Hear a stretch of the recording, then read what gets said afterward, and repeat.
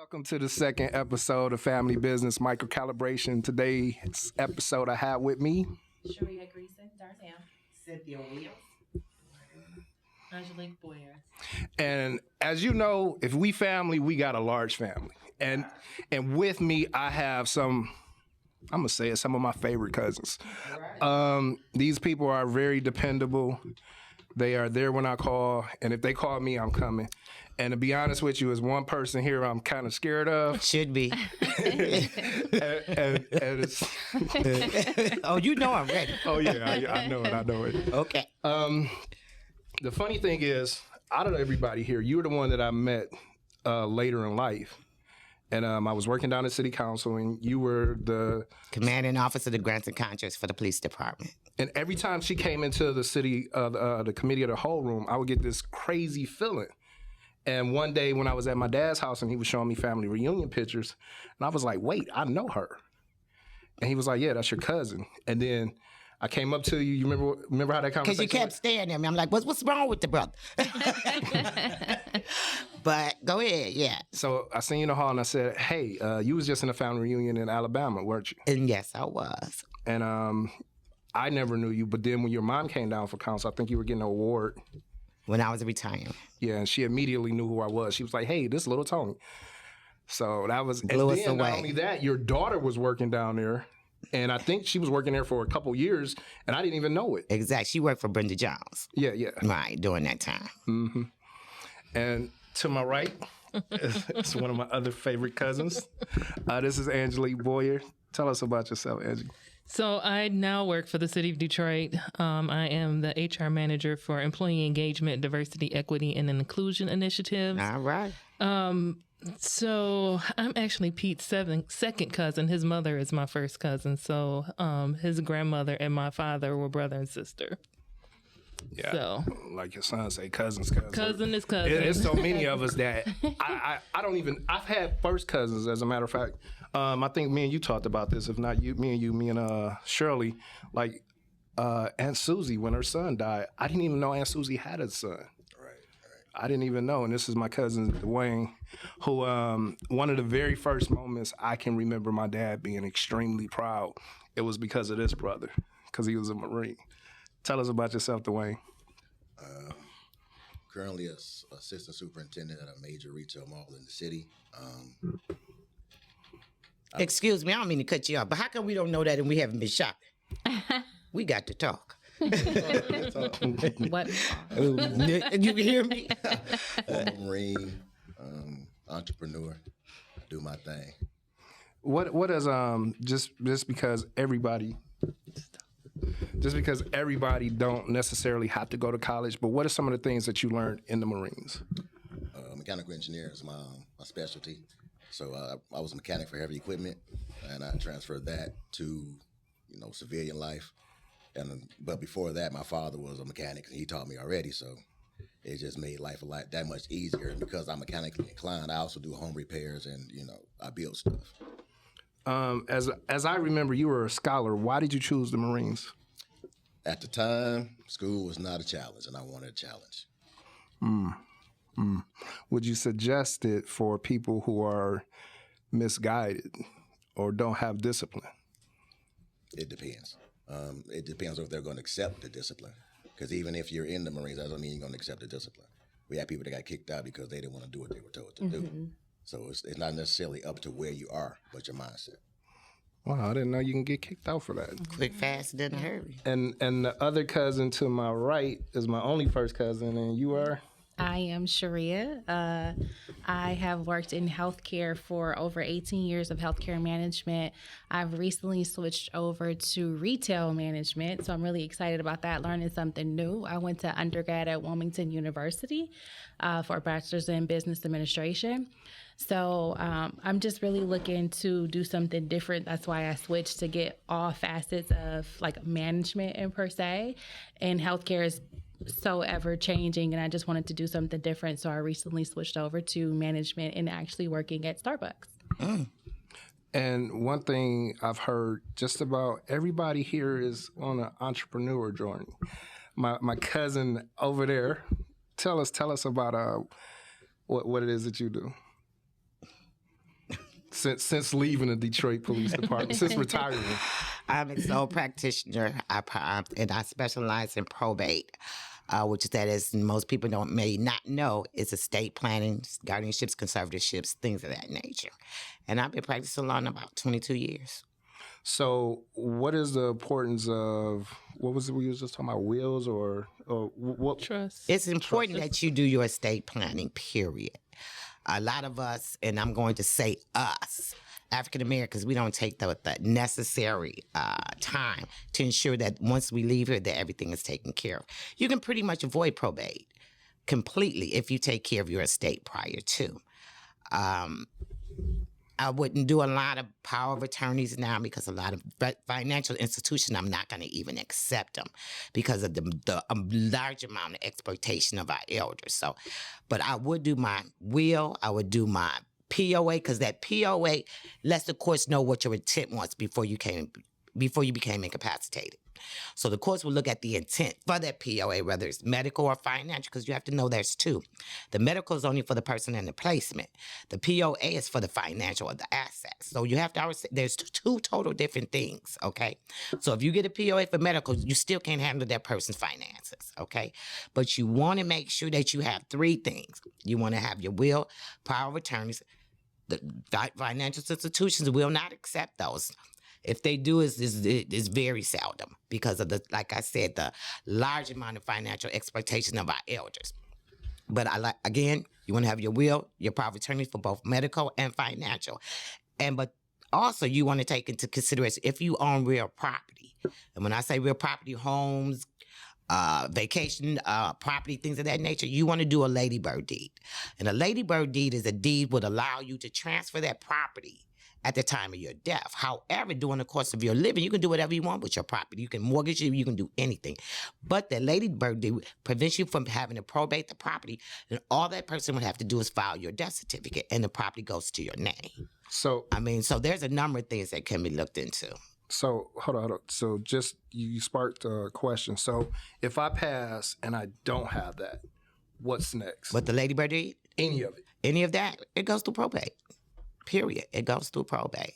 And that's time and that's money. And that's me getting my $325 an hour. Thanks.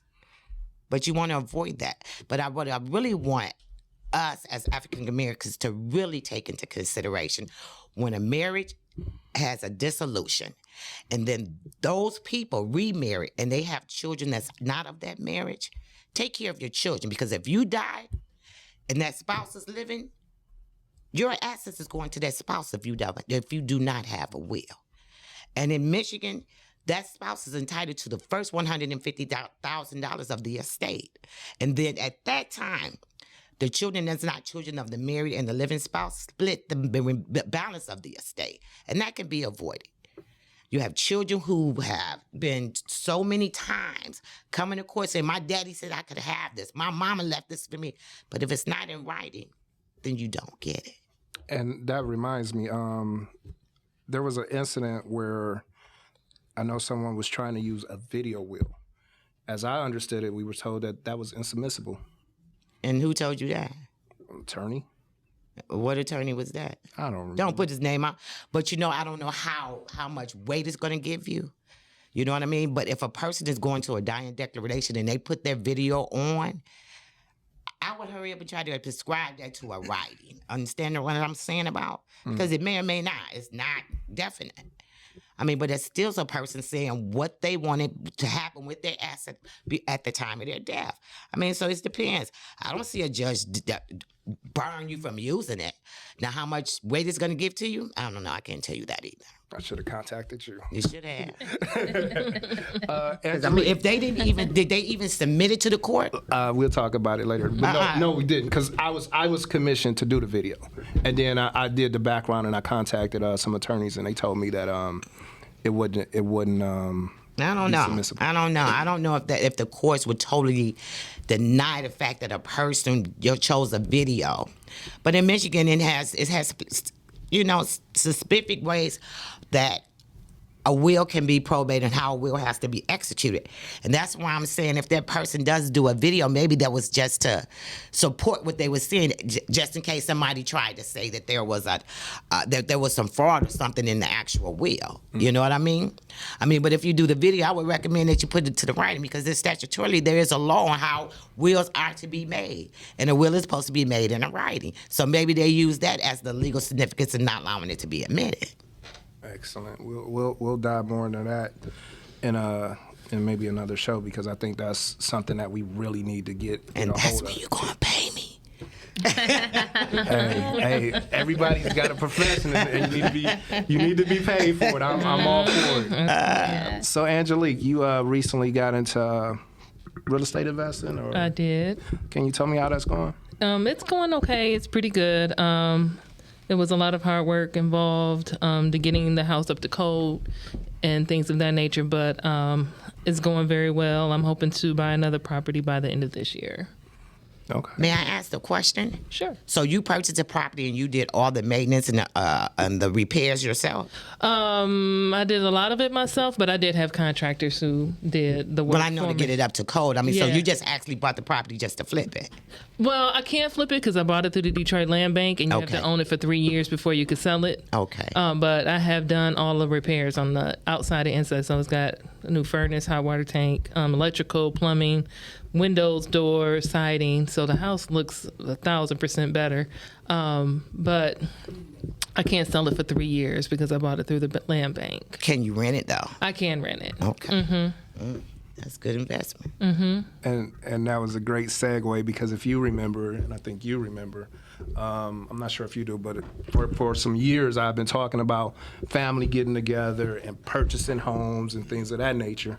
And that's one of the avenues in which I was thinking about doing it, because certain people, like you as a retired Detroit police officer, you would get 50% off of the land bank. Really? Yeah, you didn't know? I got 10 G's right now. Can we get some? Yeah. So, I don't know if it's worth it, but No, I'm serious, because he has been adamant about this, about us setting up a little LLC and starting to do that. So I'm with that. Yeah. And we already got somebody who has the knowledge how to do it. Exactly. You know, So, you you and see the now I work vision. for the city, so I still get the 50% off. You do. Everybody has a different aspect of that same avenue. She has the law. But until we collectively come together, like you've been Agreed. saying, we can make what she's doing, we can just blow that out the water. Right. Exactly. I've been a And- landlord for half the 10 city. years. You've been a landlord for 10 years. Okay, and we already got the person who's going to put everybody, well, I'm going to put them in and out, so. Yeah. She going to manage her, I'll do the evictions, we be good to go. Project manage. And see, Okay. the thing I love about this We got it court, all at the table. Right. the thing I love about this court is that everybody can see the vision. Because I've had discussions with other family members and other people, and they couldn't see it. But we can start to get homes. We can repair them. I have outside investors who's willing to invest.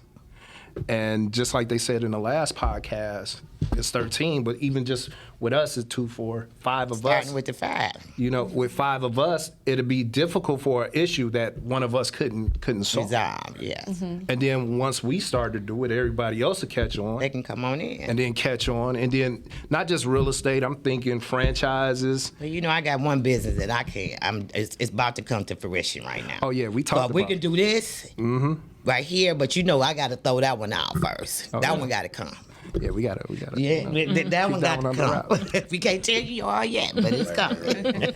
Then Sherea and I have been discussing a business that she's, I'm not sure if she's ready to discuss it, but, you know, anybody, and I say this to all family members, if there's anything that I can do to help you within my last, what year is this?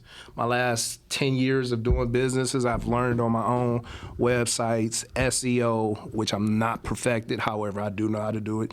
Google my business, Google ads, Facebook ads. I have a degree in communication. I produce my own television spots as well as for others and things of that nature. If there's anything that you need that I can assist you with, I'm here, because that's what we're supposed to do. Duane, you mentioned your business. What is it? Well, I do auto repair and home repair. Okay. Oh. You didn't hear what he said What kind of floors? You doing floors, cabinets? What you doing? I know how to I do got it. floors too. I've Everything. sanded floors and Plumbing, electrical. Plumbing, electrical, carpentry. Oh my God. And we up here calling other folks. Right. I'm always at work, but I got you. Oh yeah, you definitely, sir. Okay, it's time for the spring cleaning and all the new changing now. I agree. Thank you, sir. That's I mean, right. if it can be done, I can do it. I know you can. So Yeah. one of the things that we've been discussing, and I said that with the absence of certain family members, the family hadn't been the same. So the descendants of Emma Simmons, I feel haven't been the same since the passing of your grandmother. Can you tell everybody, or just talk a little bit about this amazing woman? Man, look, let me tell you about my grandma. Otis Mae Garner, the glue that held the family together. I'm sorry, I did not know that was her name. Otis Mae Yes, Garner. man. Proceed. She would they called her Georgiana. She would every holiday, dinner was at our house. Period. It'd be 100 people in one house. Sitting on the porch, walking up and down the streets, in the kitchen, plates everywhere, laughter, stories, man, you name it. We family was family then. Yeah. Once she passed, Mama kept trying to do it. Then once Mama passed, everybody started doing their own thing. I probably got cousins right now. I have no clue who they are. I might walk past them in a store. Don't know who they are because we don't stick together as family anymore.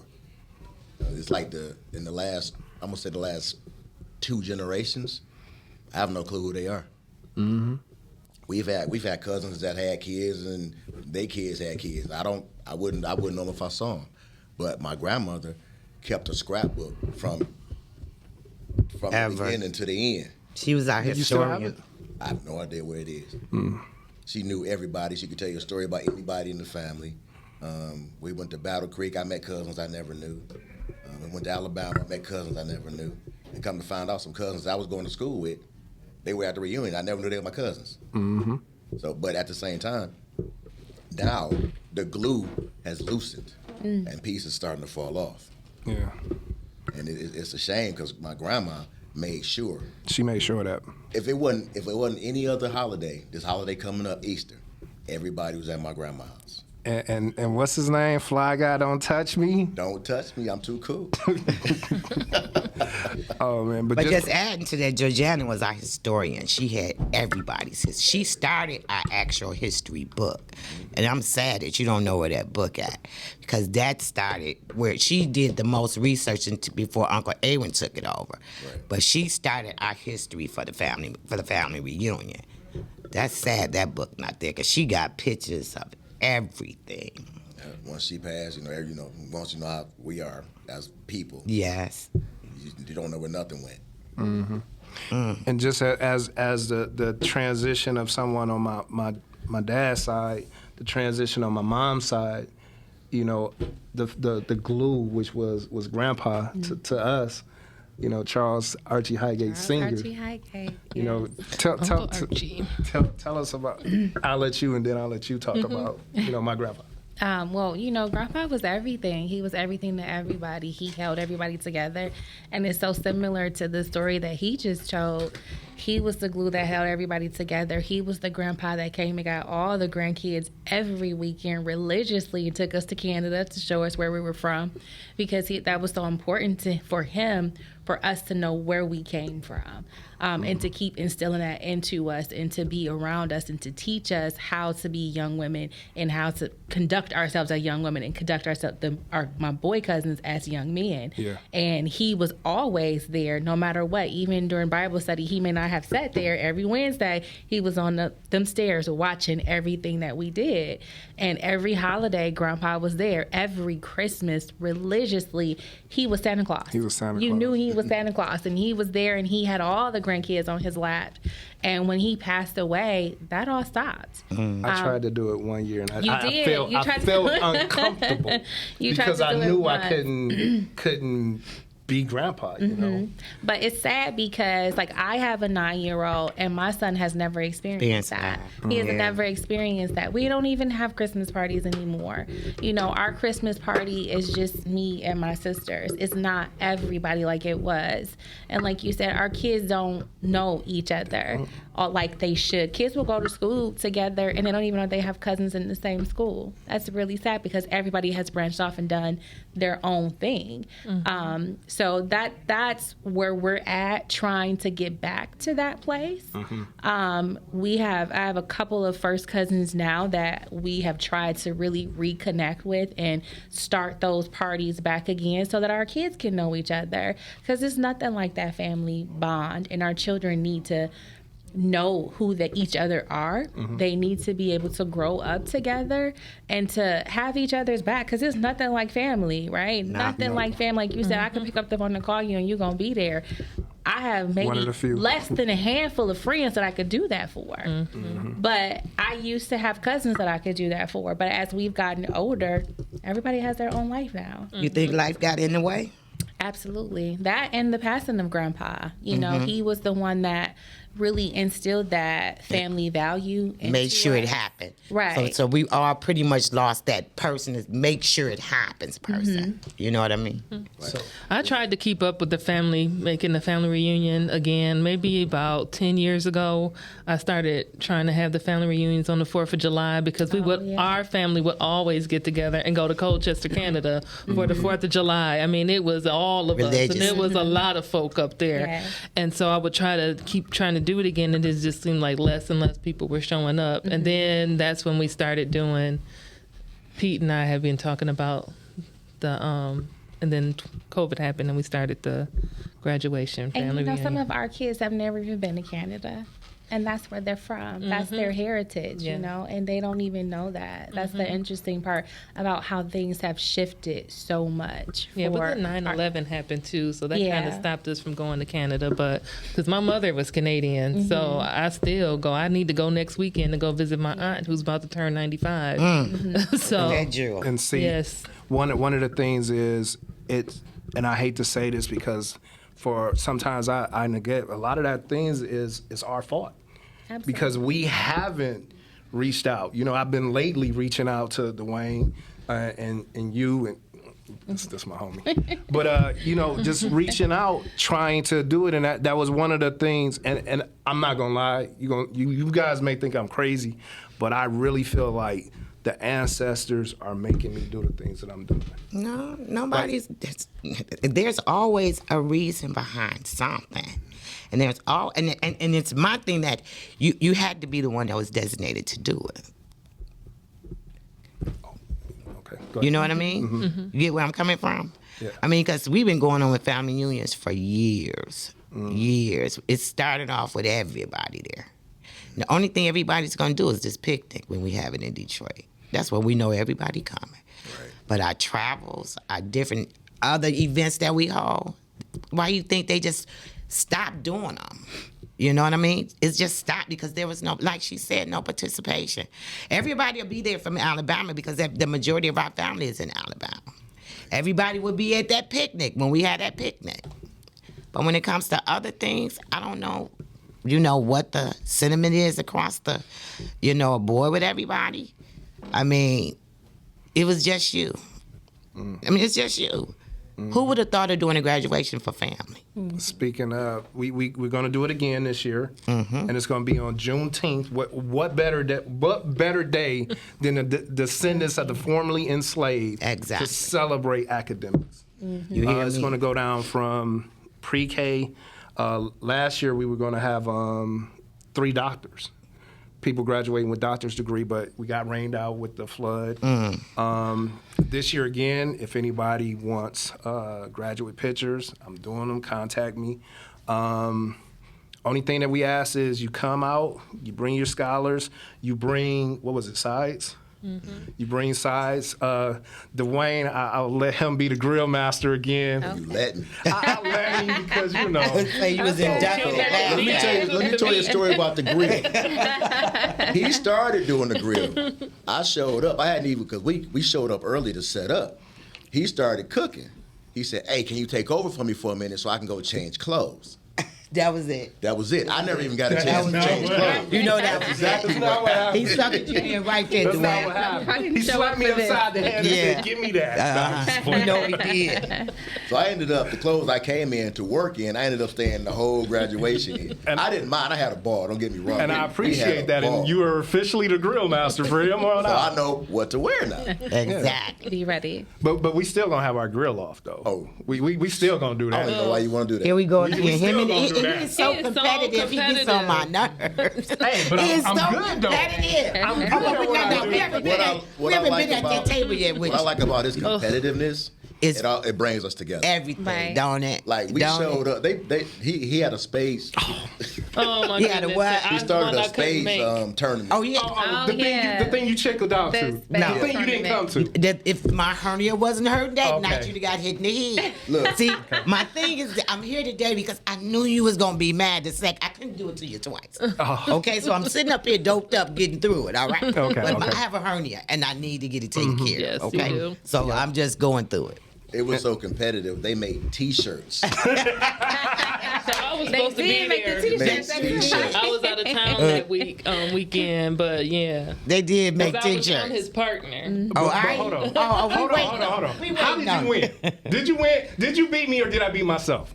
Whether you beat yourself You lost. or I Hold beat on. you, I Wait, won. who won? Just like she said. Just, won? hold on, listen. Can I talk? Can I talk? Okay. Just like she said, her hernia, my COVID fall. My no. COVID fall Okay, made me COVID did forget it. what played. COVID did And it. I Okay, forget. okay. Several times.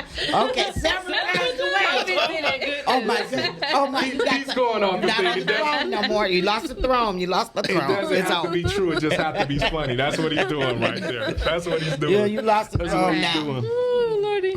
But you know, this is so awesome because I don't even think you really realize that you have your mom's side and your dad's side sitting here, right? Mm-hmm. And do you know how often in-laws don't get together? You know, literally, we're cousins. Yeah. Okay, but we're in-law cousins also. You understand what I'm saying? And that's awesome to me because that rarely ever happens. You know, it's so many of us to the point of, if I meet somebody strange and I find out they cousins, like, okay. I mean, like, to me, it's so many. It's all clouded to me. You know, it's all clouded to me. But I did want you to tell a story that you told me, which was one of the seeds that got planted, which made me start this journey. I swear I got some of the ancestors be bugging me to do some of these things. But tell me this about Uncle.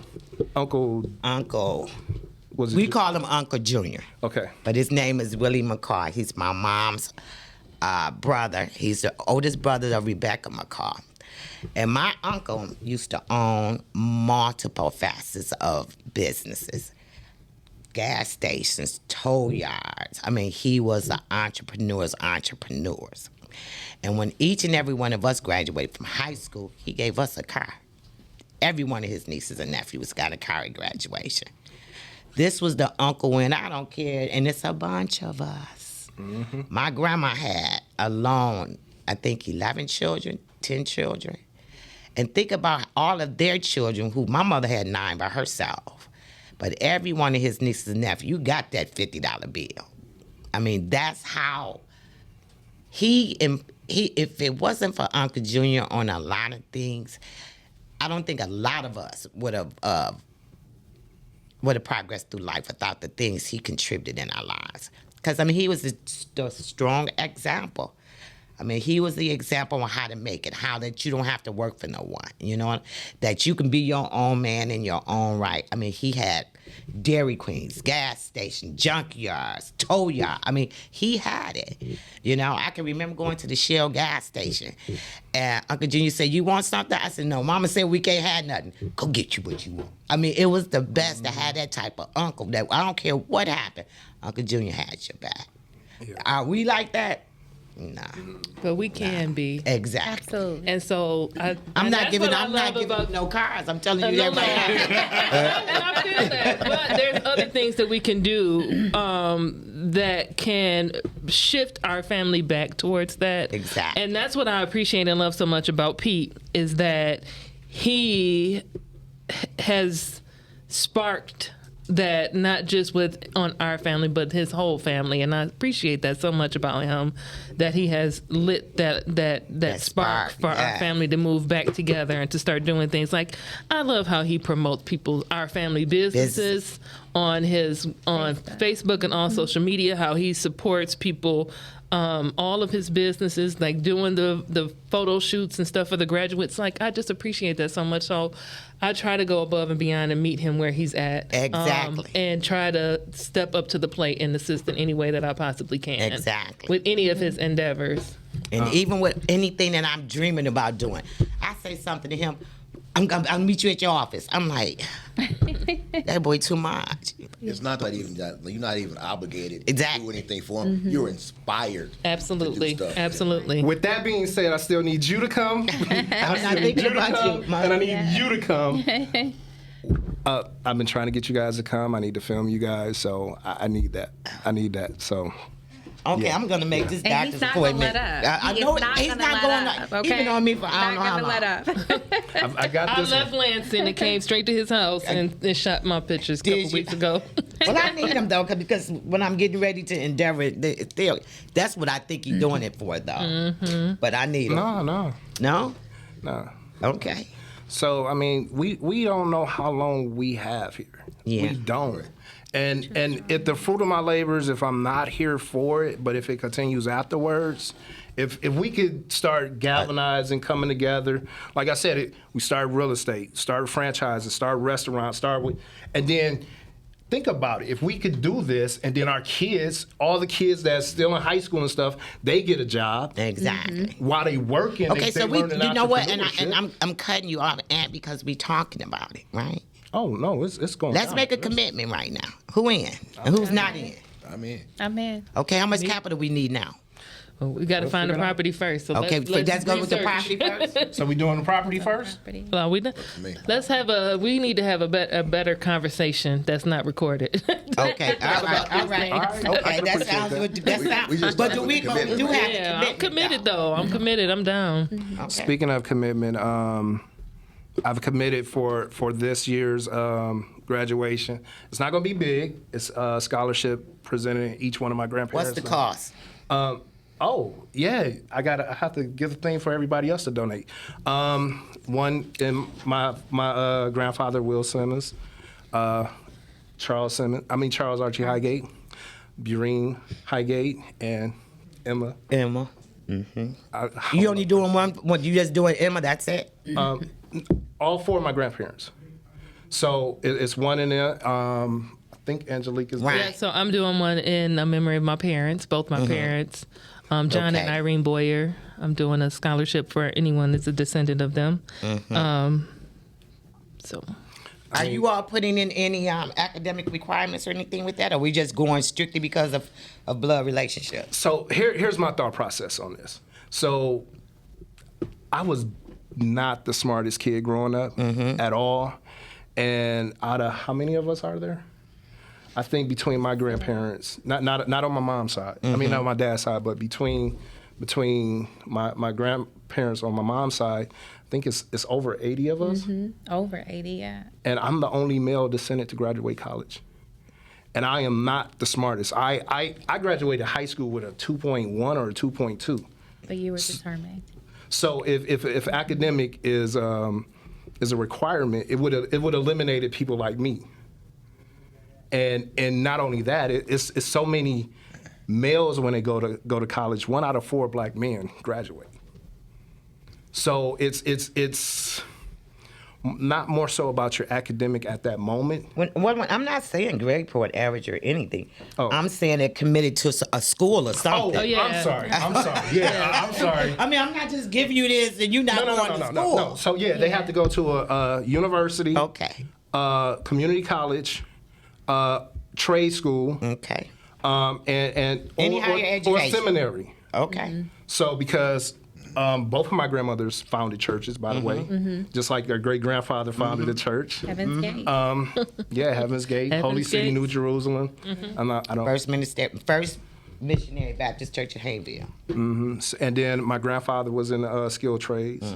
So that's why. So for the grandfathers, under those names, skilled trades, grandmothers, university, all of them university or community college. Out of 80 males, you are the only one that's I'm the only one. graduated. The only one. Now, right now we got Dylan and we got Justin in undergrad. That are in undergrad, yeah. That are male. We have Third generation rather. Sorry. we have a ton of females. You know, my mom, I think your mom graduated, and Perry. You know, the women have, but as far as the men, and it's nothing wrong with that. No, it's nothing, because they probably did other things in order, to make their living. I mean, but I have to say, there's so many educated black men in this family. I'm proud of us. I really am. I am really proud. As I can't even count how many of us have higher education degrees. You know. And I'm for loving us to you, be, young man. I'm loving you. And for us to be, You set the precedent. be descendants of the enslaved is something even more. Thank you, because we have PhDs, everything. I mean, so that's awesome. And I've instilled in my children, not to be on my high horse, but I've been telling them since they were little, you will be third generation college educated African Can American. I ask that question then? Go ahead, ask. Were they instilled, and was it made a necessity to get that higher education? Absolutely. Because maybe they were taught and like being descendants of slaves, a lot of them was just taught just to survive. I mean, so was the men in your family, were they given that extra push for higher education? well, let's or be- just to... Let's be clear. Here in Detroit, first of all, I know in the 80s and 90s, all you had to do was work in a factory, and you still could have made $100,000. Exactly, and lived a very great life. So I mean, So what was the incentive then if you could do it without education? Exactly. And my motivation was both of my parents worked in a factory, and I watched how they used to come home exhausted. Okay. And I remember before I left for Central, I got hired in full time at General Motors, and a lot of family members were telling me I was stupid. But not taking it. Exactly. But I watched my parents come home exhausted. Is it just you wanted something different though? Oh, I wanted something different. Okay, then. I think my calling was calling me from way back there, because initially I went to Wayne State. But my calling was calling me there. Okay. So now, I mean, not only do I have blood family, but I have family from Central State University, which is family like I can call You all hear day, me? every day. I hear you. I'm with you. Yeah. I mean, but you just had a different outlook on life to me than the other men in your family. Because if I can go to General Motors and I don't have to get in no book, Or and then debt. evidently you all have to. It was easier. Exactly. Or debt. And they had the pool where all of them was able to have a decent and very good life. You know, I mean, but I think in your mom's side, your dad's side of the family, it was not a choice with us. You get what I'm saying? They didn't want us going to General Motors. They didn't want us going to Chrysler. You was gonna get your education, period. I mean, so it was a necessity in our lives. Now I don't know about Duane, but my mama didn't play. She did not have any, and I think Duane mama, who checked me all the time about school, I think Duane chose that against his mama. Cause not the way they beat us up. They beat up on us. Here's the thing. My mom, when I graduated high school, I had an academic scholarship to go anywhere. I could have went to Harvard. I just had to put the scholarship where I wanted to put it. And I told her I didn't want to go to school anymore. She said, why? I said, because school was too easy. She accepted the fact that I didn't want to do something easy. Now, should I have done that? Maybe. Who knows? No, you made your choice. No, don't look, this is not what I'm saying. No. I'm not saying like that. Okay, all right. I'm saying like, okay. I made my own choice. She didn't make me go to school. She let me make my own choice, but she said I was going to do something. I wasn't going to just sit around. She made sure I was going to do something. A lot of these kids graduate school, if they graduate school, and their moms, or mostly their moms, because a lot of times dad not around, and mom's taking care of them. My mama wasn't doing that. My mama knew I wasn't that kind of guy, for one, because my dad was a hardworking man. He took very good care of me. And she knew that wasn't what I was going to do. But at the same time, she reiterated that I wasn't going to do it. You're going to do something. You're going to get out of here. So And maybe that's what was the part on you then, because they That's told what I the was men gonna you ask. gonna do something, and they did something. So Pete, let me ask you: Did you make the decision to go to have higher education, or do you feel that your parents set that expectation, or was that a decision that you made on your own? I will tell you the truth. I had somebody in my life who told me I was smart. My ex-wife told me I was smart. I remember we met my freshman year in high school, and I was so excited that I got a 2.0 at Southeastern High School that I was picking up the phone talking about Mr. 2.0. And she said, and she told me, I'll never forget this. She said, "What? You can do better than that." I got whatever, she was smart. I got better. You can do better than that. And not only that, I had 3 teachers in middle school who sponsored a trip to go down to Central State for May weekend.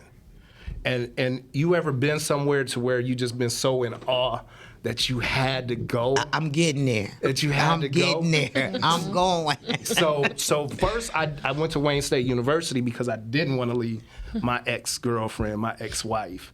But when we broke up, I was on the first thing down there smoking. Yeah. But with that question being said, I'm gonna ask everybody this question, especially today with the internet and social media and all these entrepreneurship. Is a college degree still important? Do you still need one? I'm going to say it depends on you and what you want to do in your life. But for the most part, yes, because it's the key that unlocks the door. Duane? It depends on the circumstance. Depending on what you aspire to do, it can open doors. Depending on what college you go to, it can open more doors. Depending on what you already know, you may not You get can open any your of own doors. it. So It's about if connections. you aspire to do what you need to do to better yourself, then maybe college is not necessary. But there are certain doors that college has the key to. So if I want to hire somebody and I see you have the experience, but you have the knowledge, not to say that the one without the experience doesn't have the knowledge, but which one am I going to pick? The one with the formal education or the one that just went and did it and figured out how to do it? Just depends on the person that's interviewing you at the time. But at the same time, you don't need college if you make your own way. Yep. Cynthia. In today's technology, no. And like you said, it depends on what area that you want to go to. If it requires a degree, then it's mandatory that you have one. Exactly. I mean, but no, it's not mandatory in this day and time to have an education. It's not. Too many people are self-made millionaires, to where you can find the facet of life. And if it's what you love, you're going to get paid. I mean, but if it requires an education, then you can't have it anyway. As simple as that. If whatever you want to do requires an education and a degree, then you have to have one. But in this day and time, you can make it. You can make dreams come true by your imagination, your whatever. And no, that don't require a degree. So if your question is simply, no, I'm not going with no. I'm saying one thing. You asked in today's time, is a degree required, correct? And all I'm saying is this. If whatever you're going into is a requirement of a degree, then yes, you need one. Because that's a requirement to be there. But in this day and time with all these avenues you can go, no, you don't need one. There's so much information you can get that you couldn't get back in the day. Exactly. Access to the information is very different. Like you almost can teach yourself anything you want to know. Right. I mean, you might still have to go get a degree, but you might already know the information. You can study to be a lawyer without actually going to school. Well, you cannot practice law But you without can't that practice P law. rate. Exactly You what you were understand what I'm saying? I mean, so if it requires that, then you have to get it. But in this today life, the information is there. The knowledge is there. It's at your fingertips. Exactly. Whatever you want The to know, you can know. opportunities. Yes. Absolutely. Sherea? I would agree with each of them that it's not necessary, but if it's something that you want to go into that requires that degree, then it's definitely necessary to have a college education. For me, myself, like she said, like that college education opened doors for me that probably necessarily would not have opened for me originally.